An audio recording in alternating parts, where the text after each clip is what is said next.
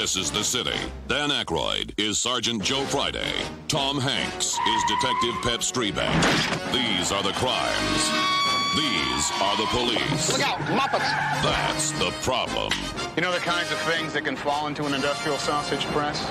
Not excluding rodent hairs and bug excrement. I hate you, Streebek. And this is the movie. Dragnet, rated PG-13.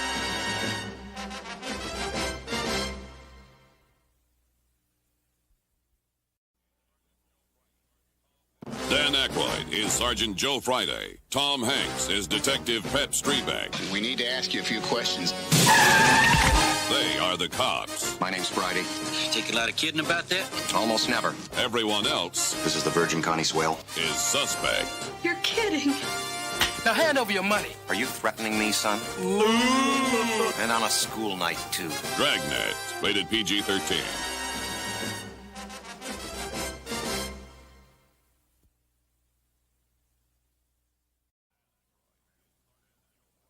Ma'am. Dan Aykroyd is Sergeant Joe Friday. Tom Hanks is Detective Pep Streebek. Those are the facts. Hey, that was a four-way stop sign you just blew through. Felt good.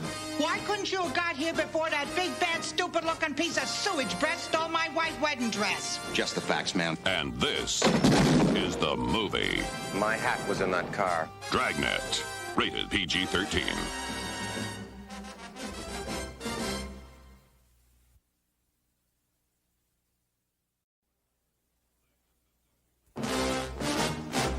This is the city. Dan Aykroyd works here. Ma'am. He's Sergeant Joe Friday. His partner is Tom Hanks. There's a dress code for detectives in robbery homicide. Section 3-605, .10, .20, .22, .24, He's Pep .70, .80. Streebek. You got a lot of repressed feelings. Must be what keeps your hair up. We need to ask you a few questions. Dragnet, rated PG-13.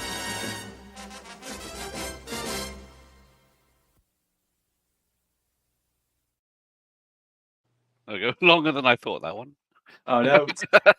I think sometimes it's good just watching loads of trailers like that back to back because just the little subtle differences. You think, oh yeah, they've just used an extra little clip there or an extra line of dialogue. And I thought we'd doing it on a school night as well, which is a good thing. Yes. So welcome, and welcome, Dave. Cheers. Thanks for having me. Appreciate it. Well, just like Bruce Springsteen pulling Courtney Cox out of the crowd, I pulled Dave out of the chat. You may know him as Savoy. It does seem funny actually being actually in that little square up there. I'm pointing the right way. It's like I'm on Celebrity Squares or something. I've risen up the ranks. There you go. Let's see. Here's the usual suspects. Andy's here. Hello, Andy. Oh, hi, Andy. Mike's here, the real fifth Beatle. Hi as well. What's always so funny as well, though, because sometimes I think I'm getting a lot better at remembering people's names. But because, like, when sometimes people call me Dave, I'm like, oh, well, people have remembered my name. I'm like, oh, no, what is everybody else's real name? Because every time I see Michael Myers in the chat, I feel like I'm talking to, it's like Michael Myers. I'm like, it seems funny saying Michael Myers. It's like, it's actually in the chat. Yeah. Ian, hard to believe Dan could outshine Hanks, but I think he does in this film. I think he does have more of the comedy in this film. But yes, this is a fun movie. It is. There's Franz. About time you had Dave on. Oh, I'm sorry.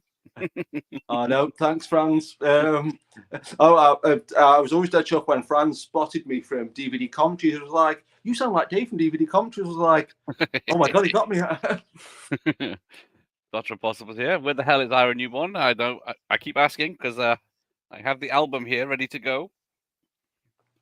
So well, I was going to mention Ira Newborn when the film was on, but I really feel like he's such an underrated composer because I've heard a lot of people who do scores for comedy movies say they're expected to replicate people like Hans Zimmer or Jerry Goldsmith with like a tenth of the budget in like half the time. It's just like, yeah, just go. But yes, maybe one day Ira will be here. But I did email him again today just to ask him about Dragnet, just to see if he'd reply by email. But we'll see if he does before the stream ends.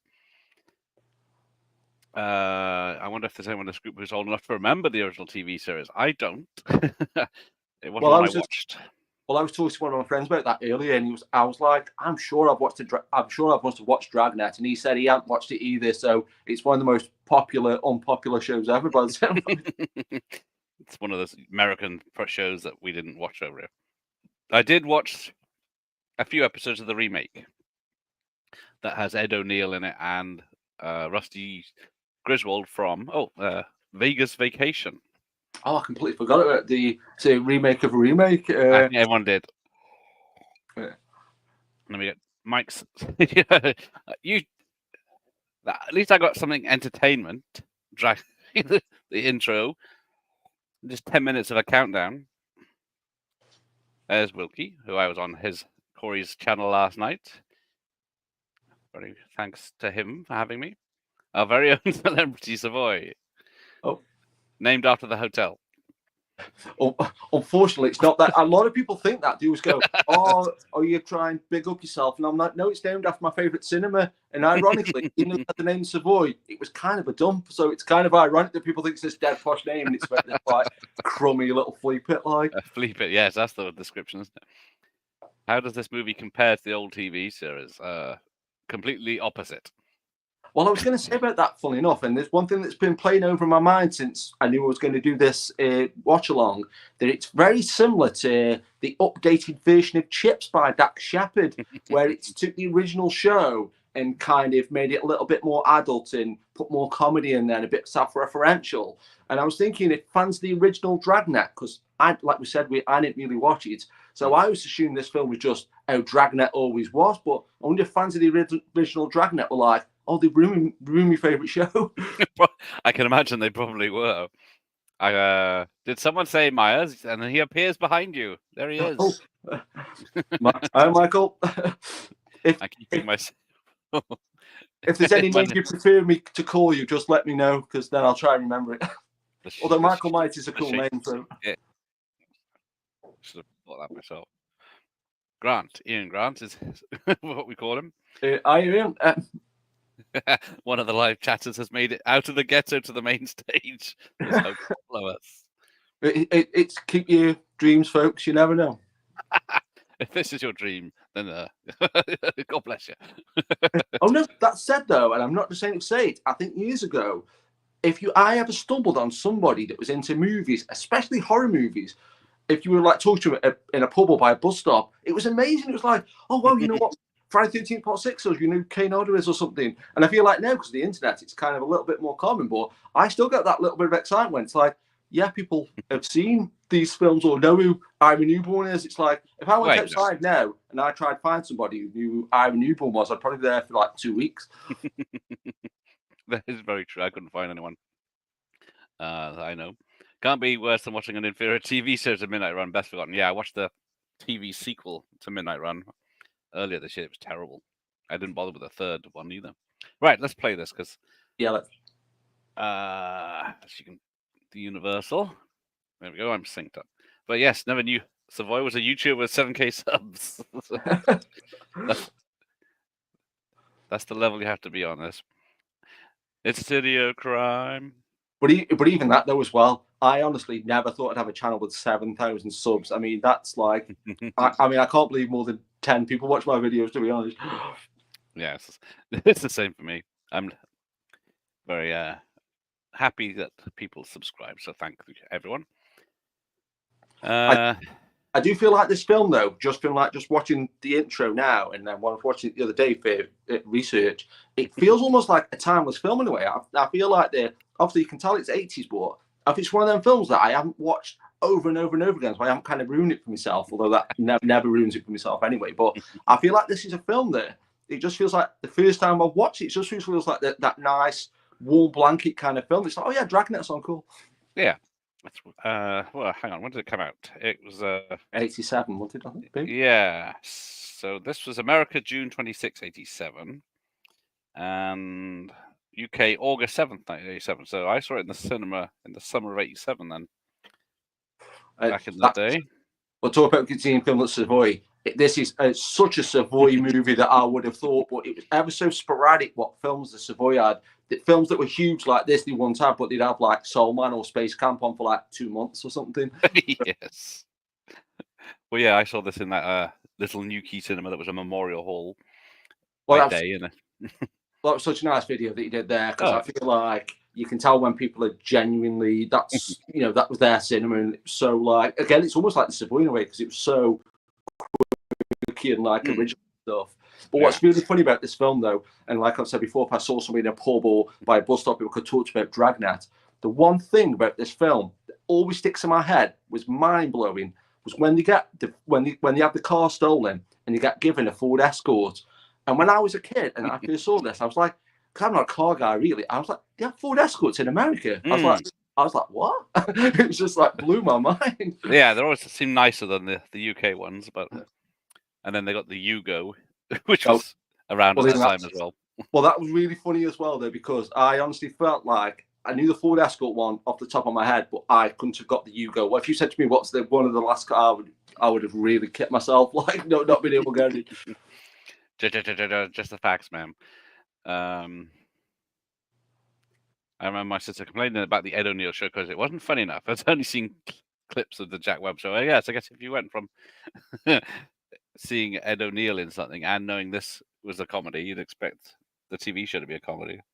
Well, about Ed O'Neill, though, as well. He's always been fascinating to me because I was just assumed he was the Married with Children guy. And then you find out, he's in like Dragnet. And then I found out like he did the same martial arts as Bruce Lee, like Jeet Kune Do. And I'm like, it's like this international man of mystery. I keep finding out different things about him. Yeah, he's a black belt, so don't mess with him.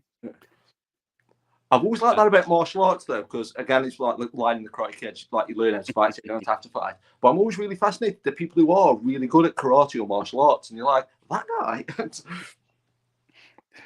Speaking of which, there is a 90s action martial artist in this film. Does anyone know who it is? Maybe this research wasn't as good as I thought. I don't think it's in any of the research, so it might be. It's not in the trivia, and you don't really see him very well. So, but we'll get to that. The new Chips movie really dumped on the old TV show. Yeah, it wasn't kind, but it was making a lot of jokes at the old expense. And he's not wrong. I've since almost Stockholm syndrome myself into liking that new Dak Shepard Chips movie, but it was a lot of work. Here we go. Sylvia West. I did almost spelt it correctly. I spelled it correctly the first time, and then. Well, when you first met, at first I was like, I couldn't even think who the character was, let alone anything else. No, here we go. Baked magazine. But talking about doing research, I couldn't get over there when I was clicking on different people's names. But the guy with the mustache there, he's one of the Kryptonian criminals, isn't he? From Superman 2. And I was just like, how did I not even click in? I mean, that's shocking, really. That's like. Yes, it is. I've tagged him in this. Jack O'Halloran, that's him. Oh, yeah, of course, yeah. I couldn't remember. But yeah, because I didn't recognize him. Even though I guess he's just a bit grayer. Well, I thought this scene, I did actually write in my notes here, but this scene really made me laugh because it's two guys with mustaches. I don't know why, that's funny to me. I see the fire. But yes, Mike's aiming for 300 subs. Yes, but like he says, you have to put output to get people to sub. But where am I? I do love the opening track. Siskel and Ebert surprisingly gave it a thumbs up, but slagged off the remix theme off.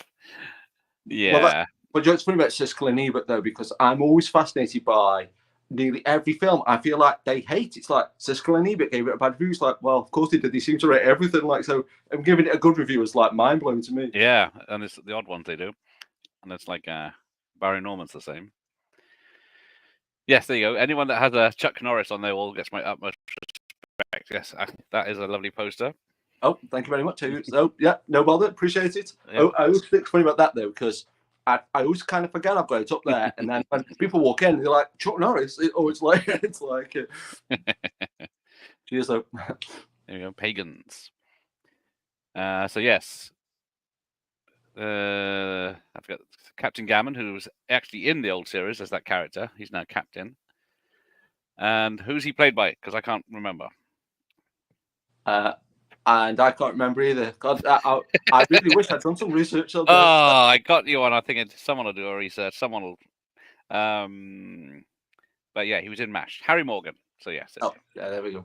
But that's one thing I do love about 80s films, though, as well. I know you do still get it occasionally, but I love how you just get an actor of that age and that caliber just there. It's not like hey kids, look, he's a 70-year-old guy. Although that said, one thing I always do think was funny about stuff like this, I always thought anybody that was over 20 in an 80s movie was like 70.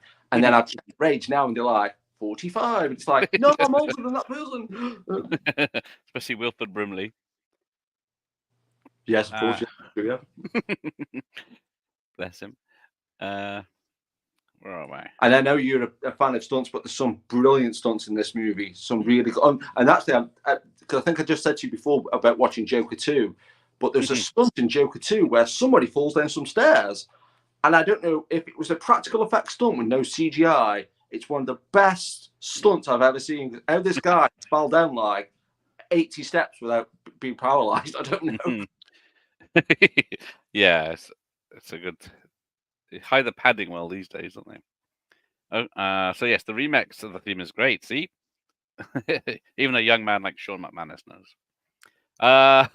A Soul Man watch party in full costume. If I can find a shop that sells shoe polish, we'll see. What's funny, I didn't realise my copy of Soul Man on VHS. Now it feels like I've got the Lost Ark or something, because that's never been released ever again. The same thing is, it's actually not a racist film. Well, that is the funny thing, because I feel like though it's funny though as well. It literally is a film that's like basically a 90-minute advert about not being racist, and now it's the most racist film ever made. It's ridiculous. Same with Blazing Saddles. Oh yeah, of course, yeah. It's got the N-word in it so much, but it's about learning to love one another. Oh, end credit remix reminds me of Anything Can Happen end music. Oh, don't know that one. Ooh, that I really should know that. My film knowledge is sadly lacking at the moment, it seems like. Yeah, apparently Jack Webb, who was in the original series, didn't say just the facts in the actual series. It was made up in a comedy sketch, I think, afterwards. But that's another funny thing though as well, when like Barry Norman supposedly said like, and why not? But like everybody remembers him for that. Like. Yeah, I was it Michael Caine's. Not a lot of people know that. I think this is a funny thing. This is a funny thing though as well. Like just seeing that scene of him in the car there. When I was watching it on Saturday for research, I'd have bet money on that was a scene where he was looking at his TV watch. And when he wasn't looking at the TV watch, I was like, have I hallucinated that there's a TV watch in this movie? And it's not till way later on. And I always thought it was a beginning, yeah. Oh, I'm glad it wasn't just me then, because I was literally like, it's at the beginning. It always surprised me when it turned up later on. Oh, yeah, I wasn't expecting that. And that's one thing as well, talk about sometimes keep that 80s enthusiasm. Good call, Andy, about the Soul Man watch party. But that's one thing about like keeping some 80s enthusiasm. To me, even though I don't watch hardly any broadcast TV anymore, I'd love to have a watch it. I'd love to have a watch, but I'd like to have a watch that could pick up TV. That would just be like, oh, awesome. Yes, the Dragnet trailer with Simon Bates narrating. To see that there was nothing on this, so I've only got the retail VHS, the CIC, but yeah. Actually, I think I got the DVD. I forgot to bring it down. Idiot. Ooh, that's some nice artwork on that VHS though. Yeah, it's a great post about people have said that Pep Strebeck doesn't have his tash, but I guess people might not recognize it's Tom Hanks. Soul Man is much better than people credit for. It generally got its heart in the right place. Exactly. Maybe I'll have to do it justice with the watch party. You know what, though? It's not such a bad idea, really, because I feel like it's one of them films where it's not like, it's not like an 18 certificate movie. It's not like, isn't it? Or if your channel got taken down for having that watch party, don't program it.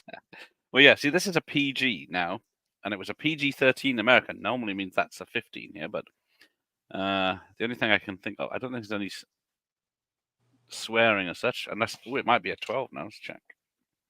Well, I was actually kind of surprised because like nothing ever offends me, especially if it's just a movie and stuff like that. Yeah. But like I was actually kind of surprised that just the little bit of edginess in this, like when Tom Hanks he's being handcuffed by that other policewoman. I was just like, oh, I was like, it didn't it really shock me, but I was just like, wow, it's in a PG. I was just like, yeah, he wakes up in the morning and then the first thing he does is checks the condom box. He thinks, no, there isn't any. No. Well, next time. All my tabs have closed in the wrong order now. No. It's amateur hour. BBFC. Well, I just took it for granted when I used to watch these live streams, but now I'm trying to keep track of like what I'm camera and one I'm looking at like on the live stream, and it's like I realise, yeah, I can't multitask. I will not be black facing for the Soulman watch party. That will go down in infamy. But here we go. The alleged Playboy mansion.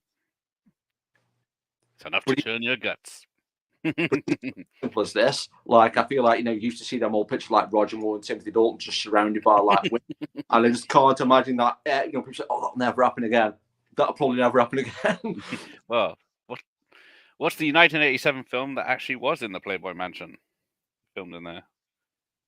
I was just going to say, but do you want people to try and answer? I'll let them have an answer because I know you bloody know it. Oh, it's still a PG.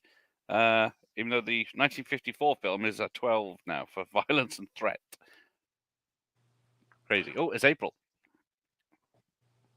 I love the Simpsons scene with Dragnet theme when Skinner and Homer talk about the cat burglar. Yes. Well, I was actually astounded because I went to the BBFC website to check to see if Terrifier 3 had been cut. I thought, it must have been cut for the UK, and it wasn't. I was just like, wow, times have changed when you think nunchucks were cut out of Teenage Mutant Ninja Turtles and things like that, and like the tiniest little thing was cut, like the headbutt from Attack of the Clones was cut, and Terrifier 3 uncut. Yeah, crazy. But because well, talking to nunchuckers, this is cut by about 8 seconds for nunchucks.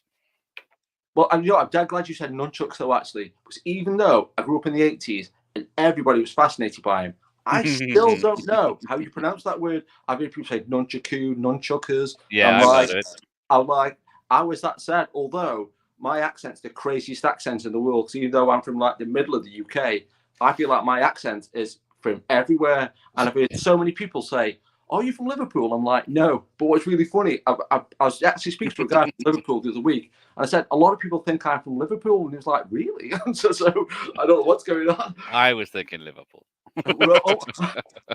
Oh, it's talking to the end. As I say, don't steal anything.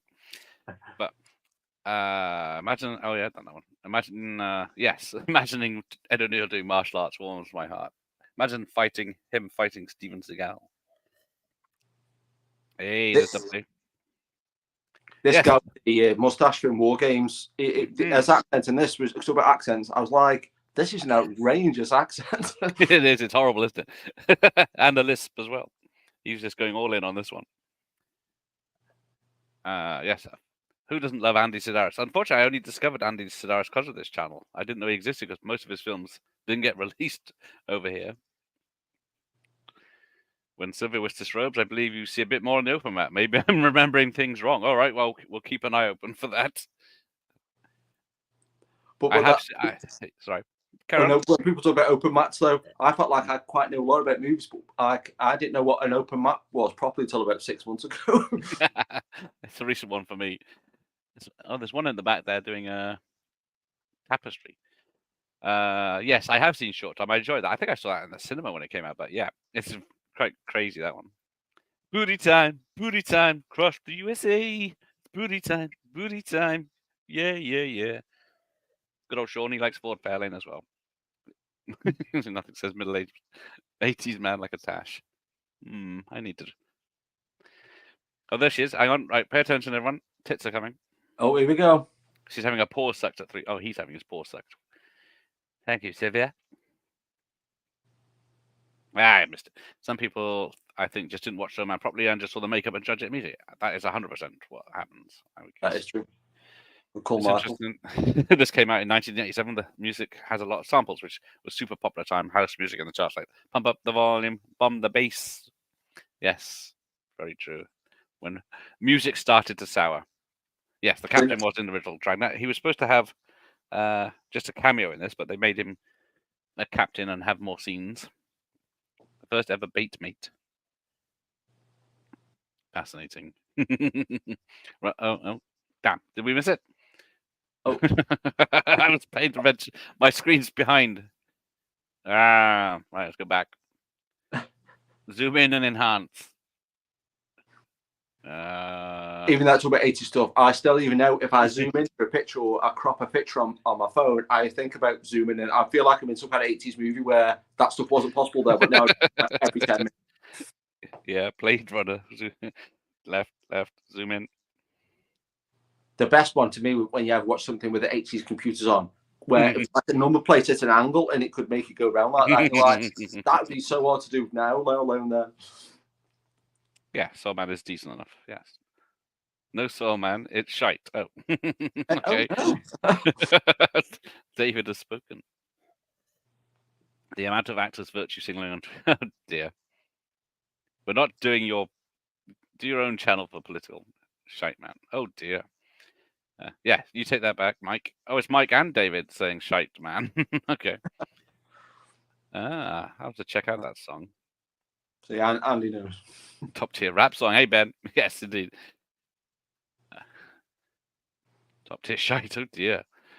The screenplay, yes, is a veritable cornucopia of what the fuck moments, considering Tom Mankiewicz directed. Yes, and I'm trying to remember who was the original director, because Tom Mankiewicz wrote for Bond films and Superman the movie.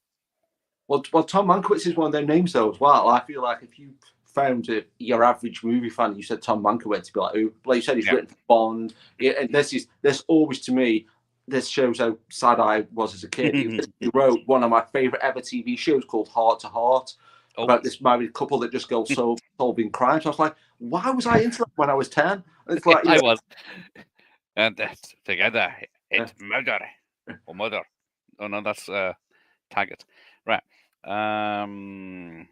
Where is it? Probably so much fucking trivia here. I should have listened to Minty more today. Fine.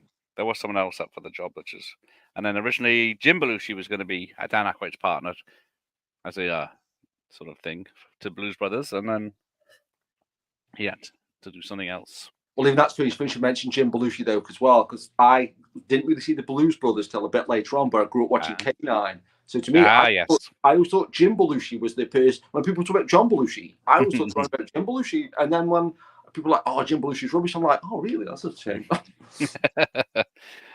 Well, I'm trying to think. I'm not that big a fan of John Belushi. I think I'm more Jim Belushi. Oh, no, that's fine. I do kind of like them both, but I do way prefer Jim Belushi. Great minds, I guess. Oh yes, Red Heat and K9 I like, because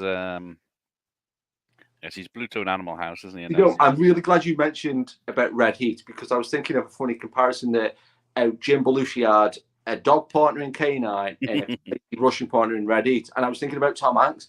Tom Hanks, he's got Dan Aykroyd as a partner, and then he had Beasley and Turner and Hoops. So it's like that's nothing as well. I always pride myself on this. If there's ever a dog in a film that I really like, I know the dog's name in real life. Like I'm like, that's next level weird. Like if I ever do a quiz show on dog names, I'm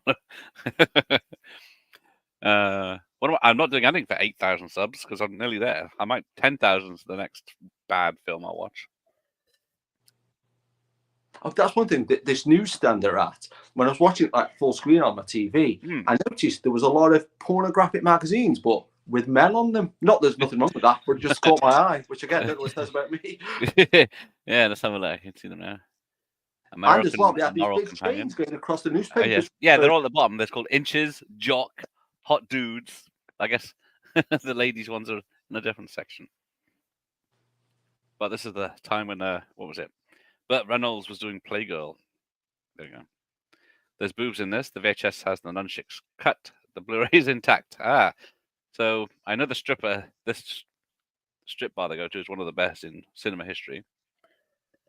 But even that, though, talk about when they go to the strip bar, that's one thing I love about 80s movies in a way, because like now, 80s stuff gets referenced so much, doesn't it? But the one thing I love about, one thing that never really gets dated when people copying 80s movies is a strip bar, because it's like in pretty much every 80s movie, and anybody copying the 80s is like, nah, we won't do that. Yeah, they never do the strip bar, yes. The strips are, Steen probably made it PG, yes. She's got a nice arse shot in this. Bates did the VSES, the Video Standards Council piece right at the beginning of the 90s ones, didn't he? Beverly Hills Cop 2. Yeah, Sean knows where the Playboy Mansion was. There we go. It does have sexual swear words. That's for sure. Cop 2. Hef. Yeah, there he is. What age do you have to be to get into a PG-13? That's a good question. Professor, no. Greetings, Professor. The white rap scene is right at the end, so you've got an hour and 20 minutes. I still love how how Christopher Plummer's in this though, because to me, growing up with like sisters and nieces, and it's proper cliche, but they were obsessed with The Sound of Music. So I've seen The Sound of Music probably more times in human history. But like, so when I watch stuff like this, it's like, there's the guy from The Sound of Music. Although, again, talk about sad trivia, I always think of Christopher Plummer as being Van Helsing in Dracula 2000. I was like, yeah, there's Van Helsing. Yeah, where is he? Was just on that TV. I think I may have seen him. I can't be bothered. Is this the woman from the motel who was in Naked Gun 33, I think? Oh, yes, that's the mum. I was trying to think. I think she's in the original series as well. She's one of there's three people, but I only know her and Harry Morgan as I recognise. But yeah, she's also the nun in Blues Brothers that smacks Dan Aykroyd and John Belushi for swearing, and then of course she's that asswipe or swift me for too much run. Goddamn puss face pipstick. But yeah, she's quite the opposite here. And there's Jason, Backtrack Cinema. Greetings. Now, I guess everyone's seen this film. Well, definitely a bit of Scouse. I think sometimes though with these watch-alongs though, obviously I think most people have seen these films, but like we were sort of saying and alluded to before, I think that like even if there's such a good jump-off point to just talk about other things like weird pornographic magazines and strip clubs and things. So it's just an added bonus if you've seen it really. Yes, is it Stoke your accent with Scouse in it? It's yes, I was born in Stoke-on-Trent. So the posh part of Scouse-land. You don't insult. Yeah, that is probably all stolen gear behind him. So he's not denying it like you do. Yes, as kids we were happily playing The Last Ninja with nunchuckers. Oh, I love that. Yeah, just spinning nunchuckers and everyone walking into you. But yes, because I was watching Ninja 3: The Domination before I started this. And then I can't imagine, because he's just flinging ninja stars and everything at the beginning. The Last Ninja always seemed like a really cool computer game. I've never played it, but just seeing the little pictures of it in magazines, it always looked like so cool in the little images. But I mean, usually you can't go really wrong with a Commodore 64 game. So yeah, you can with the Spectrum I played on. Oh, the BBC edit, the word spaz was removed from Marmaduke to get a U certificate. Oh dear. Oh, The Last Ninja was fire. I need to play that again. I've done a quick 180 on the Spectrum though, because my friend had a Spectrum and I had a Commodore 64. I like both. I never was bothered about the format wars, but since playing a lot of Spectrum games, especially stuff like Cobra, it's like really good on the Spectrum. It's like awesome. So I feel like Cobra's a different game, isn't it? Because it's just like running, shooting guns, knives, and throwing it, but then it's more of a side-scrolling platform. Oh, hang on.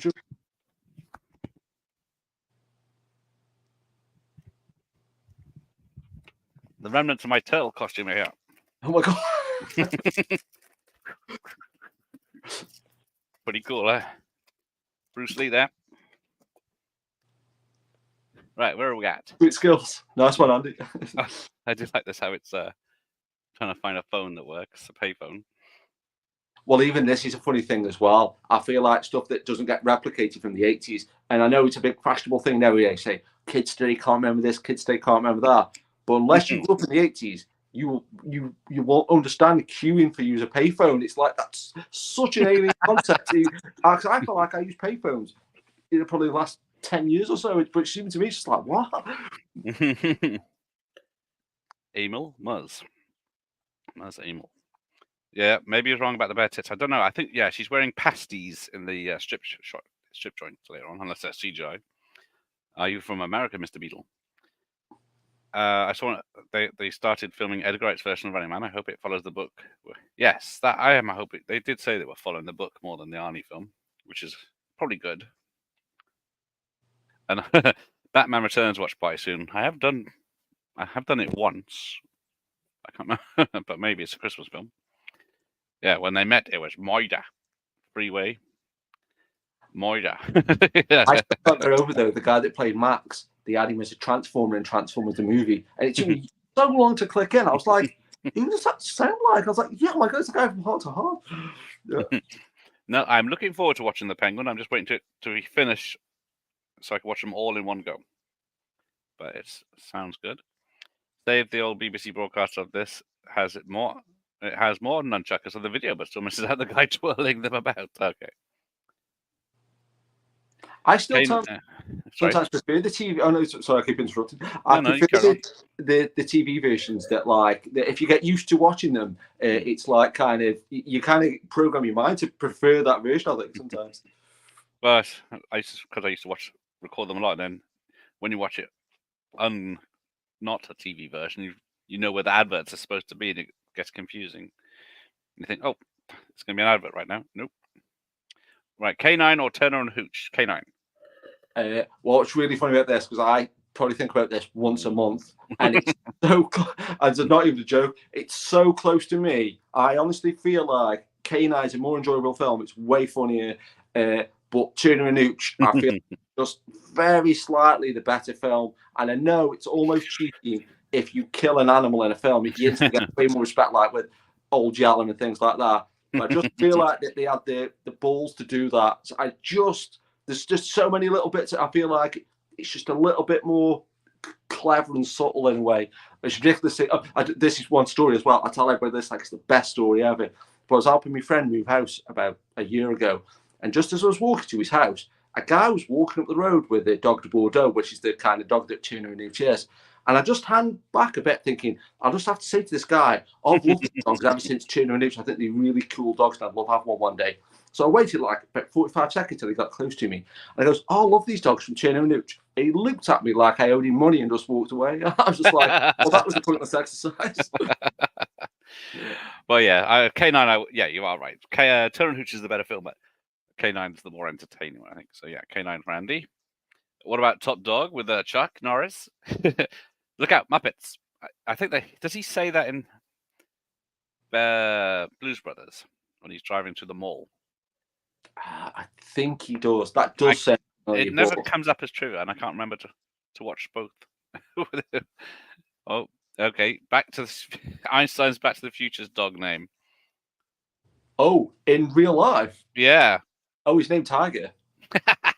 Oh yes, Chunky Asses from the Golden Child. Yeah, that's another one. Oh, here we go. Just you, me, your balls, and this drawer. I checked when he says he was singing like such a person, and I googled the person's name, and it was some like singer from the 20s or the 30s that I'd never heard of. Oh yeah, he was singing like so and so. He says comes back in. Yeah, I always assumed it was Beverly Sills was the name of the person. Yes, K9. Oh, K9's about Fooch, but Turner and Hooch is too Disney. Yes, it is, but it's not as bad as the sequel TV series we got a few years ago. Well, funny enough, I was just going to mention that I was really up to that TV series, and it was like, oh, that's a shame. I only watched one episode, maybe two, just to see if it was any good, but it wasn't. Although I think I'm the only person in the world that loves I always call it New Knight Rider, but the Knight Rider from like 2007 or whenever it was from, with Val Kilmer doing the Val Kilmer did a good job as Kit in there, and the guy wasn't bad either. Yeah, I really love that show. And when they didn't renew it for a second too, I was like, oh god, it was just him having a team that was annoying.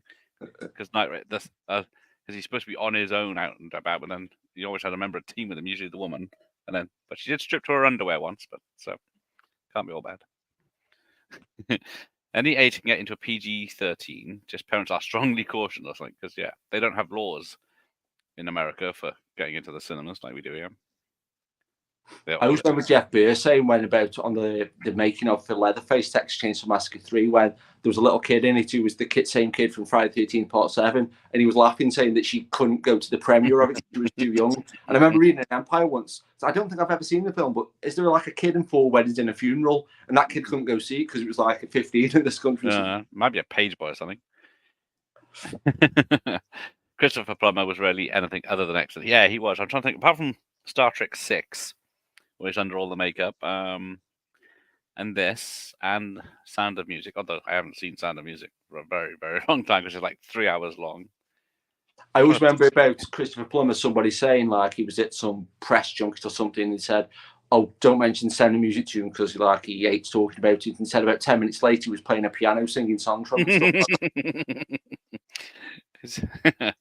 He passed away 2 years ago at 91. But what is he known for? Beginners. It's a 2010. Oh, The Insider. Remember, these are all modern films. All the Money in the World, where he was brought in last minute, wasn't he? Oh, Knives Out, of course. He was still making films. Let's go back. It's an old. It must be this, I think of him. From Orange County. Here we go. I didn't realise that Knives Out. No, I keep forgetting. Dracula 2000, of course, as you said. I probably should have mentioned this ages ago. I think they do still smoke them at some point in the film, but because they kept showing these Chesterfield cigarette packets, and I just thought to myself, I wonder if you can still buy Chesterfield cigarettes, or even buy them in the UK. And I just think, can you buy Chesterfield cigarettes in the UK? And it said Chesterfield cigarettes are the one most popular brand of cigarettes in the UK. And I was like, what? Are they? I didn't even know you could even buy them, let alone they're one of the most popular. And I was just in the shop buying something. I was doing my local co-op. It's not a very fashionable thing to say. And they had the price list of cigarettes, and it said £11.50. I was like, that's a lot of money. Yes, an expensive prop. Yeah, I was really tempted to get some. And honestly, as soon as this started, I thought, I should have got chili dogs. I mean, that's Ricky Aaron. I do love a chili dog. I think hot dogs are one of those things as well. I've had so many people say to me, oh, they're so bad for you. They've got terrible ingredients. Blah, blah, blah. Every time I see a chili dog, I'm like, oh, I just love one of those. I try to have them when I remember. But yes, Chesterfields were the in the adverts. Was it the promotion people? Was it Ronald Reagan? The original Dragnet. Oh, it might be. Yeah. Oh, wow. Oh, God, no, that's. So that's why they're in this film. They're on the desk at the beginning, and I think someone smokes them later, like you say. I do love, though, there's a warning on the packet. And that's one thing, though, that's always surprised me. And again, I tell everybody this like it's the best story ever. But in Friday the 13th, Part 1, which was filmed in 1979, there's one line that I love in that when the sheriff says to Kevin Bacon, you guys smoking cigarettes? And Kevin Bacon says, no, they cause cancer. I was like, that was in 1979. they knew. And then it's like all these years later, it's like, we didn't know. It's like, well, I don't know. Yeah. There's the pagan. So yeah, anyone that I remember someone saying Golden Child was better than Big Trouble in China. They were lucky to be alive. Yes, that is they obviously haven't seen but the other film, Big Trouble in Little China. PG is 13 is the most pointless rating. Does sound like it. Hey, there's Jim. He's here for the Virgin Connie Swale. Oh my God. So yes, Alexandra Paul before she did Baywatch, and then after she did was it Christine? Hi, Jim, by the way. Hey, Jim, yes. Picture from oh yes, in the Insider. That's the one I was trying to think of. Hello, Jim. Golden Child isn't a patch on Big Trouble. No, it definitely is not. White I don't know if I saw Golden Child just at the perfect time, though. I feel, because I went to see it at the cinema and I didn't know anything about it. And it's just like the theme music and just the setting and everything. I've always got, like I say, whether it's better than Big Trouble Little China is massively debatable, but I've always had the soft spot. But then again, no, it's good. It's been with John Carpenter, though, because again, being a massive John Carpenter fan, I feel like even the quote-unquote worst John Carpenter ones, like Ghosts of Mars or The Ward, are still like amazing. So obviously stuff like Big Trouble Little China, The Thing, are like awesome. Like, yeah, it's White Chicks. I still need to maybe see that. No one gave me a good reason to. I think none of us had seen Crossroads. None of us has still seen it, given that we didn't pay any attention to it. Yes, bless her. Oh, I got slippers for Christmas. Ah, home of the Daytale. There he is. Oh, those are nice slippers. Indeed, Mars. Saw this theatrically? Yes, I saw this theatrically. I saw Golden Child theatrically as well. This was a time I was going a lot. Some libations. Who knows what's in that stuff? Well, it's funny, though, because I kind of just saw the comment Daytale. If that's on about Daytale Electronics from Staffordshire, I was still amazed once I was on some kind of course and somebody said they would work for Daytale. And I was like, you work for Daytale Electronics? I was just like, blew my mind. Here we go, the goat dance. Are you going to get up and do it? Oh, don't break anything. No, this might be the dumbest thing. I don't know. No, that's the logo on it. There you go. Dance, monkey, dance. Was that the lock picture on your hoodie? Oh no, it's Myers. Michael Myers. Just who's in the chat. I think K9 had a ripoff called K9000 with Chris Mulkey. It certainly had some sequels. It had K911 and K9PI. Oh yeah, they're the actual sequels to K9. K9000 is written by the guy that wrote Die Hard. What's his name? And the guy who directed Street Fighter. Stephen E. D'Souza. Yes, yeah, he wrote K9000. I love K9000. I've got a tape. I think it's Halloween 4 on the trailers to Halloween 4. It's like a little mini featurette about the making of K9000. It says, from the writer of Die Hard and Commando, and he's like saying, yeah, it's this really cool story about this dog that can talk telepathically and stuff like that. And anytime I see Chris Mulkey, I'm always like, that's the guy from K9000. Yes. He's in like Cloverfield and First Blood. He's one of the cops in First Blood and stuff. So it's like, yeah. Good call, Dr. Possible. Stephen E. D'Souza on, but it's hard to get in touch with him. With the lion's mane, I do consecrate. But yes, the best dogs film obviously is Chomps. If anyone knows that one. I don't know if I've seen that one. It's a 70s one. It's free on YouTube. It's a robot dog. Oh, no, from the 70s. It's like Daryl, but before Daryl. They keep trying to remake. Yeah, they should never remake Big Trouble in Little China. Here's the lovely Alexandra Paul.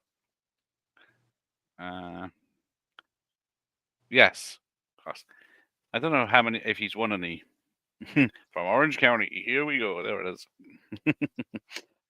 He's certainly one of the best. Or was. I think. Oh, I used to have Last Ninja on the Master System or Ninja something. Is there Ninja Gaiden? There was.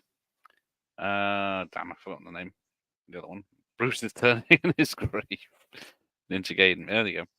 I used to have Ninja for the Master System. Oh, I think my friend had it. Think of it.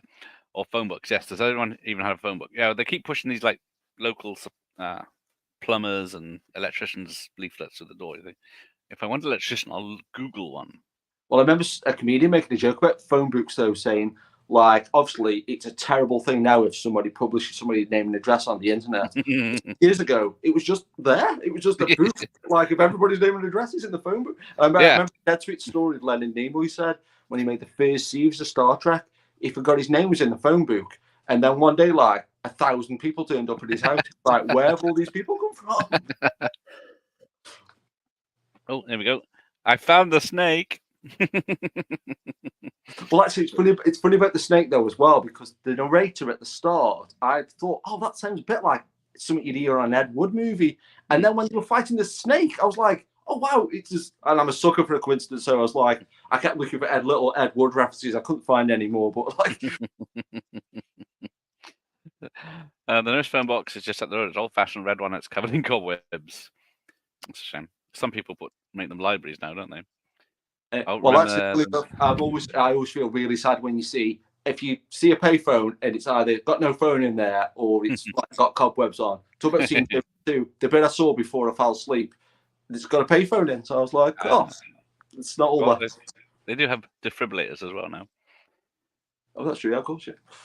Yes, I remember that Ninja Master System game. Yeah, the snake, I guess, dies. So there's like, Revenge of the Shinobi was on the Mega Drive. That's a good one.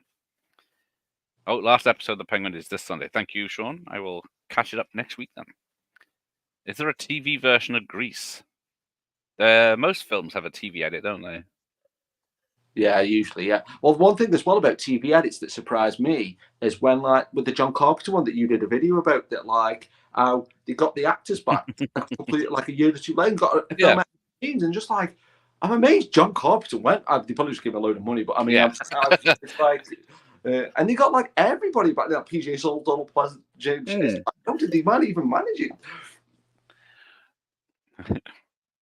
Who doesn't prefer the ITV PG version of Tango and Cash? That's a weird watch. I can't go back to that now. I think Michael Myers finds K9 more funny. Yeah, he's correct. The K9 mounting sequence makes the movie. Gremlins versus Critters, of course, it's Gremlins. It's always I prefer Gremlins. Oh, Gremlins is the way. I mean, Critters, though, was one of them films, though. I always thought Gremlins was, like, so well put together, which it clearly is. But I love just the pure audacity of Critters, that they were like, they almost made no bones about that they were copying Gremlins, and again, that's one thing I think is funny when people talk about like originality and probably I hate remakes, and then you look at like the 80s, and as soon as something was big, there was like a rip-off version of it like the next week, like you know. Yeah, at least they were good ones. Where nowadays you get the Asylum doing a Mad Max film or something like that. Oh yeah, oh that Fury Road one. Oh, there he goes. I love his reaction. Cover his face. Oh yes. Oh, he only watched Turner Hooch for the first time in years, a few months ago. It was just the first time Tom Hanks cried. It was the start of his serious thing, wasn't it? Big, that, then Philadelphia and everything. Phone box around here like haunted house entrance with so many cobwebs. Where leave the lights to work? Oh dear. Better, more destruction scene. Oh, Blues Brothers or Invasion USA. Well, you got Invasion USA. with his bombs and his Mac 10s or whatever they are. I feel like sacrilege would have been shut noise there if I said Blues Brothers. Although I did meet John Landis once, so and that's somebody. Anytime I get an excuse to say I met John Landis, I'm like, oh yeah. Even if people talk Beverly Hills Cop 3 and say I really hate Beverly Hills Cop 3, I'm like, yeah, but I met the director of that. Blues Brothers, Trading Places, American Werewolf in London. Yeah. Right. Oh, the film is off. Would there be anything else? Yeah. Do you have a Miss Piggy? Who would have thought the main guy from Mazes and Monsters would grow up to be Tom Hanks? I do love how they make it sound like that film is a Tom Hanks horror film now. Same as I can't remember. He knows you're alone. Is that him as well? Yeah, I think that's yeah. And he's only got a cameo in that one. I do think it's about Tom Hanks though, because when you do look at say some of his earlier stuff now, and I feel like he's just such a disrespected actor, and I feel like I know Siskel and Ebert did like this film, but I feel like a lot of really serious critics wouldn't touch a lot of his, and now he's like the iconic guy. Like, yes. Now, do you recognise the Connie Swell house? Ooh. Again, talk about strip joints in 80s films. I feel like from either end of it, a steel mill or a mansion. So I should recognise. Is it? I was going to say names from the Karate Kid. It can't be. The half the mustache thing is genius though as well. Yeah, it is. Hello, Gregor. I've always preferred Critters. I'm edgy. Oh, I'm surprised. Nothing edgy about Critters. It's got Billy Zane in it, or Gremlins. Liking Critters over Gremlins, like similar, like Howling over America Werewolf. Yeah, they're two equal films, aren't they? Really. Girl from Texas Chainsaw Massacre 3 and Friday 7 was on Married with Children. Ah. Ooh, I did not know that. Mike, when he jumps out the cupboard. Think it's because I grew up watching Critters a lot. I watched it a stupid amount of times. Murder by Decree with James Mason. Yes, Doctor Impossible, Sammy. That's a great Christopher Plummer Sherlock Holmes film. Oh, talk about the Howling though. Anytime anybody mentions the Howling, the one thing I nearly always think about, used to have a great video shop about 2 miles down the road that was just archived of videos. It had like 30, 40, not 40, but about 25, 30 years worth of videos in it. It had everything. And then the horror section, I went to the Howling, and I thought I knew quite a bit about like horror movies. I was just flicking, because they didn't have the videos, because they had so many, they just had the sleeves in these little plastic packets. And I was flicking through the Howling films. I was like, why is there so many? It was just like, it felt like it was going on forever. I was just like, does this end? Was there at least, well, there's 8 at the moment. I've never seen Chesterfields in the UK. They were big in the US. Yeah, same. I'd never. Stop it! So apparently, I think, yeah, behind him there, Harry Morgan has a picture of a woman, which is supposed to be the captain's wife. And it's also, oh no, it's not in that one. It's another angle. It's the same picture he had in MASH as his the wife in there. The silent partner. That's what it was. Yeah, Plummer's a psychotic bank robber. Yeah, and he gets Elliot Gould to rob a bank from the Love Gremlins, but Critters has got the mum out of E.T. in it. Yes, Dee Wallace. Maybe in the new year we'll see her here. If you ever get Dee Wallace on your channel, I might cry. Well, at the moment, it's Chris Sarandon and her in the new year, maybe. If they're not too busy. Because they're too busy now, so they say check back in the new year. Then they're less busy. Oh yes, the caramel. I never liked the caramel. The white cigarettes I liked, but I didn't like the whatever chocolatey ones they were. I don't like the brown ones, but I might get taken at the wrong way. Nothing wrong with Heart to Stephanie Powers. Yes, still has the power to impress. The lady never ages and no plastic surgery. Good call. Right here, Stephanie Powers. Yes, Mrs. H. She's gorgeous. I do think that's the funny thing though as well about especially females, but male and female actors though. If somebody ages really terribly, people are like, "Oh my god, look how they've aged." But then when you get people like Keanu Reeves or Paul Rudd or Stephanie, who's the woman from? Oh my god, Live and Let Die. Not Stephanie Beacham, the other one. Yeah. Welcome to live streaming. She hasn't aged at all, and I think that's really funny when you just see people like they look exactly the same as they did in 1973. It's like she did. It's beautiful. Might have to counter the Dark Star is not very good. Yeah, I've only watched it once. I think Dark Star. But it's yeah. I have to be in the right mood. I've only seen it 3 times. I think. I saw white chicks in the cinema, walked out after an hour. That's stuck it as much as he could. When people talk about leaving bad films in the cinema, though, I bumped into one of my sister's friends, and she said, "Oh, I went to see that Nativity 3 last night. It was really terrible." I was like, "Of course it was terrible. You went to see Nativity 3 at the cinema." And my taste is really low. Yeah, I would not see any of the nativities in the cinema. Yes, in Heart to Heart, they're millionaires who go around solving crimes. If I was a millionaire, I don't think I could be asked to solve crimes. Good call. I'd like to think that I would, but I'm sure. I definitely think I would. Yes, but most of the crimes come to them, really, in the end. Talking about solving crimes, though, this is one thing. I don't know if I've come up with this theory or somebody else, but when you see, and it's the coolest visual ever, when you see Batman or Daredevil or something in a superhero movie, and he's standing on top of a building looking for crimes, I've always thought, if you stood on top of a building waiting for a crime to happen, would you just be there for like weeks? Like, it's just like... Yes, as much as things happen, they never happen with a few blocks that you're going to be standing on, are they? So I never danced because I got no room. I've got about a foot in front of me and half a foot behind me. So I'd have to move my chair out of the way, and then I'd be standing and you wouldn't see me. So that's why I can't dance. To be fair, it was barely dancing, but I appreciate it. Plus, tough guys don't dance, I've heard. I think it shows when you have everything in life, you end up becoming so bored you decide to try and help people, like Bill Gates. Splendid hoodie choice. There you go. Michael Myers is saying Michael Myers' hoodie is excellent. There you go. Oh, thank you, Michael. Chomps is a classic. There you go, with Valerie Bertinelli and the robot dog. So we got another lovely blonde. I don't know if it's the same one as Leia. Oh, it's Valerie Bertinelli in that. That's Eddie Van Halen's wife. Was. Sly, I think, kicks Mulcahy in the bollocks in First Blood. Oh, best dog movie. Yes, Digby, the biggest dog in the world with, was it Jim Dale? That was a Christmas regular in the 70s on Christmas Day. Yeah, I used to love that movie. And that First Blood thing about Chris Mulcahy, Sly does kick Chris Mulcahy in the balls in First Blood, which is a great quote for something.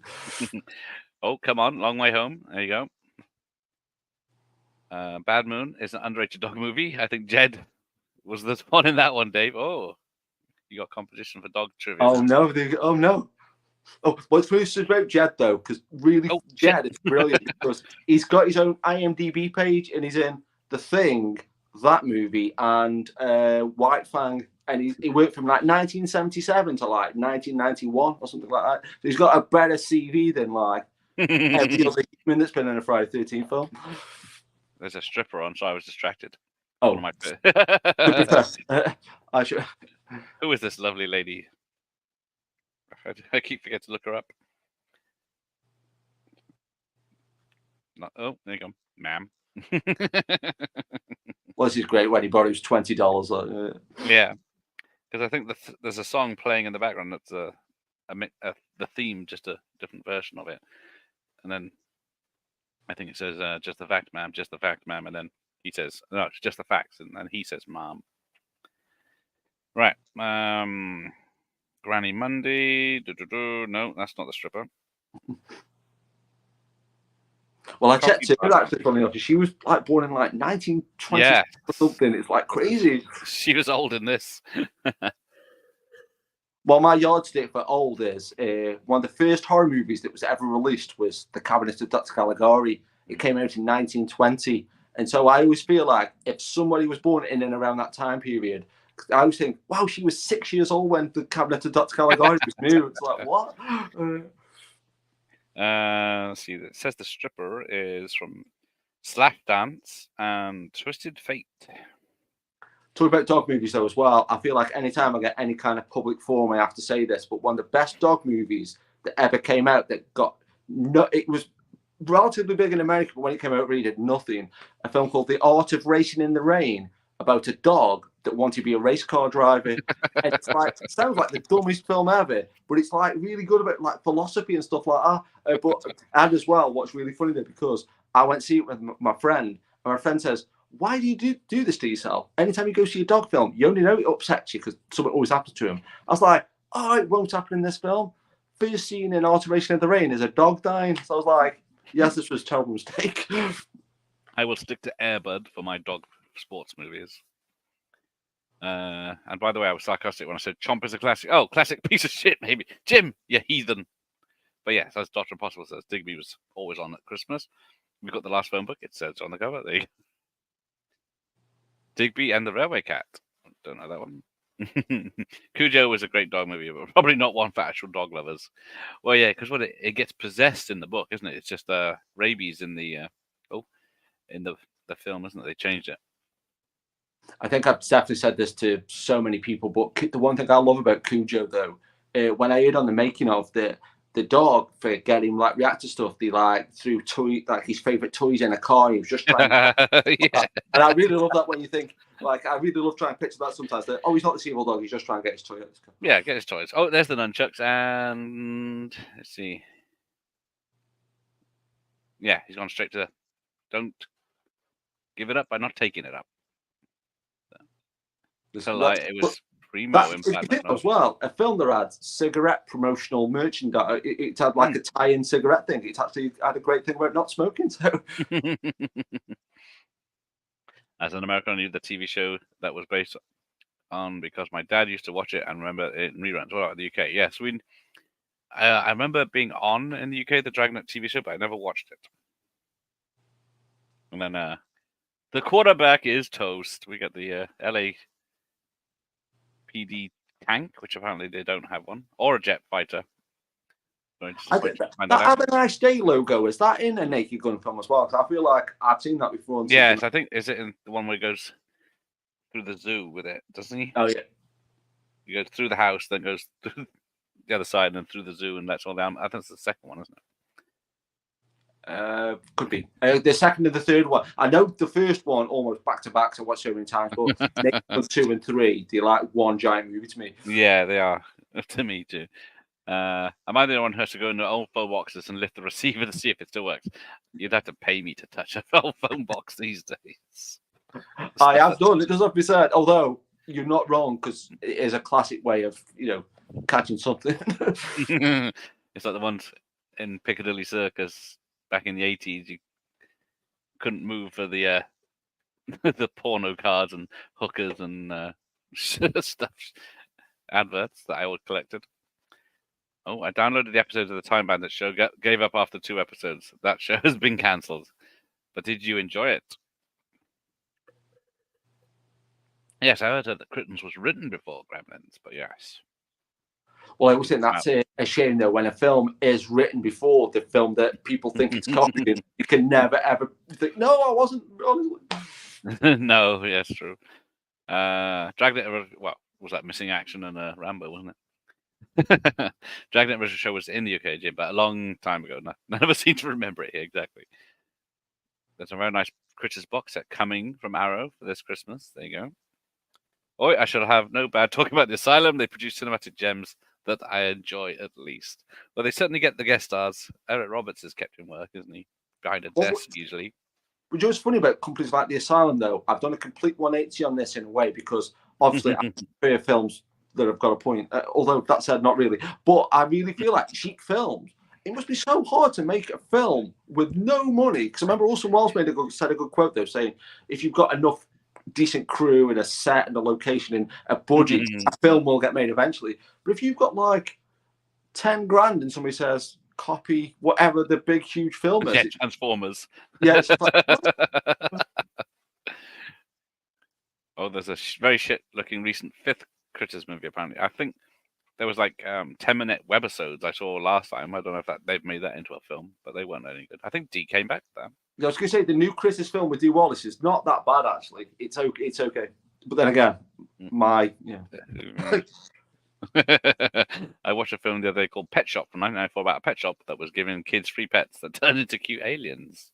Oh, here's The Watch, which was a real thing. Yeah. Of course, I nearly missed it again.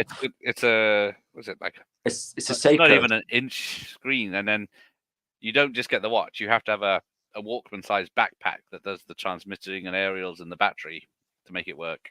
Well, you think though as well, it was the same watch that was in Octopus. It's the same watch in this, and they still couldn't make it a success. So if you've got that kind of product placement, you know it's either super expensive or it didn't work, or both. Yes. I don't think that is part of the box set, probably just as well. Oh, okay. It's not much of a box set if it's not complete. In the USA, he started off in a sitcom called Bosom Buddies, yes, where half the time he was in drag. I don't think I ever saw that with Tom Hanks. I don't think I've seen that either. No. But his first movie, Splash, yes, I know Splash. I know he was in other ones, but I'm talking starring roles. The critics loved him, and thought he could be the next Cary Grant. But yes, he was good. Because was it Bachelor Party, Man with Rubber and Shoe, The Burbs, and this. Which we should mention Splash though as well, and talk about Big Trouble in Little China versus Golden Child. I also think this is sacrilege to me. I feel like Splash was this huge film that everybody loves. I think I've seen it once, and I was like, yeah, it's okay. And it's like everybody's like, oh, it seems to be this like cult classic that everything's like really cool. I'm not saying it's bad, but man's got no soul. Yeah. Sleepwalkers or Hand That Rocks the Cradle house, maybe. Oh yes, the house. It is from The Burbs. It's Tom Hanks's characters from The Burbs' house. It's the one on the Universal set, and it's also in Desperate Housewives. Yes, of course. I noticed the backlot straight away. See, say it now. I haven't seen Sleepwalkers or Hand That Rock the Cradle. So, what? Two classics, 90s classics.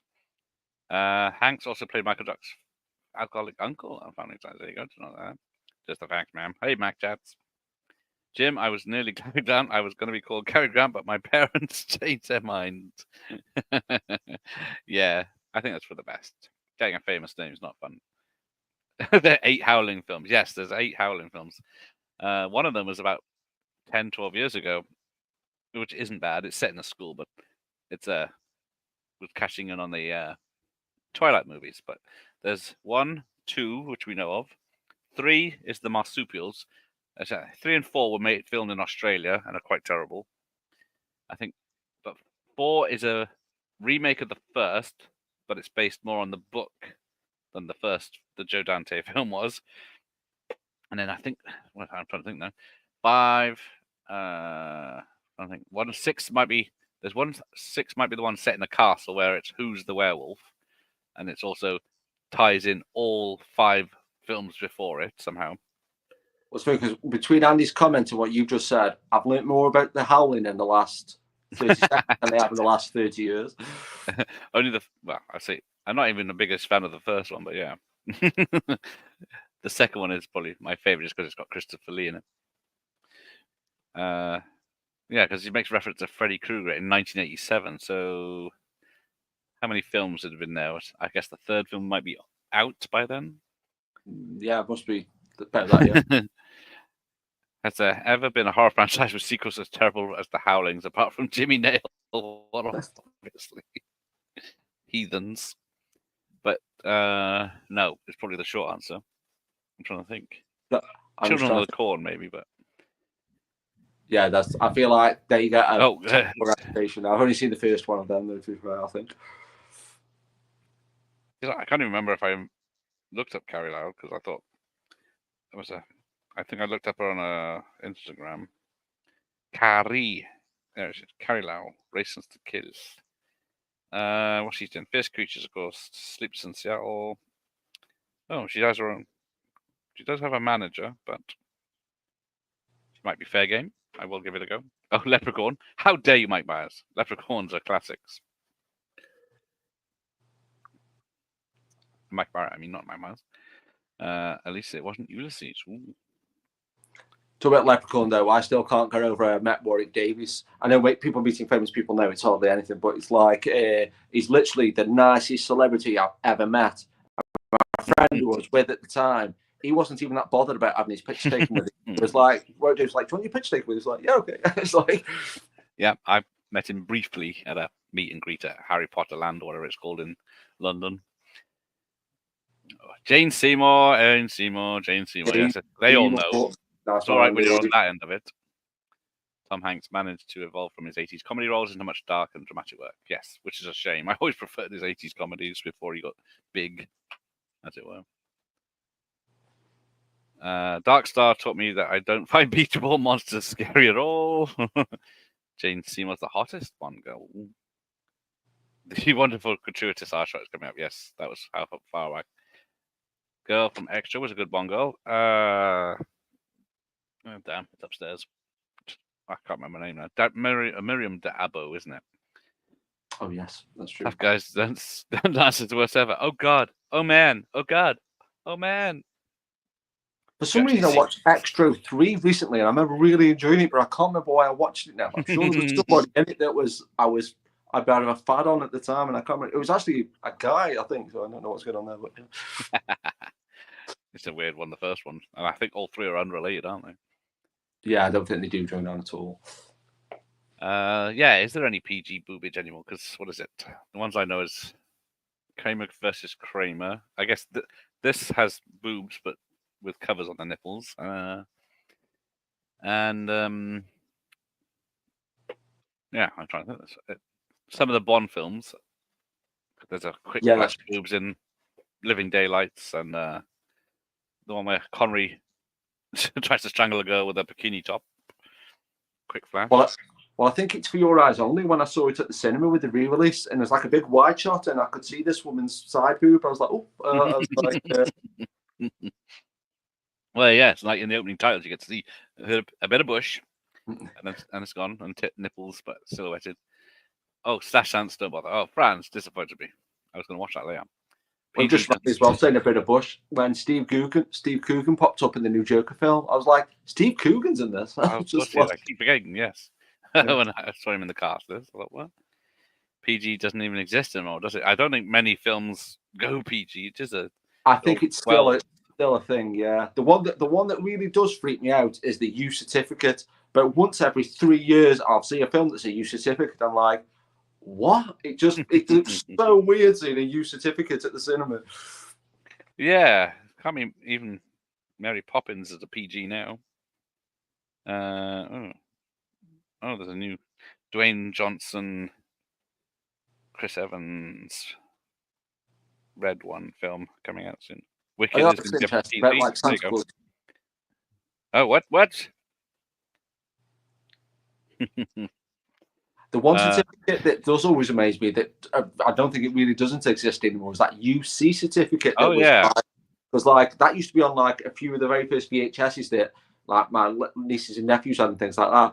And then like I stumble on one. I'm like, wow, what the hell that? It's like, yes. Well, it's like, yeah, Dr. Possible said Dragnet will be you and Basic Instinct will be a PG. It's inevitable.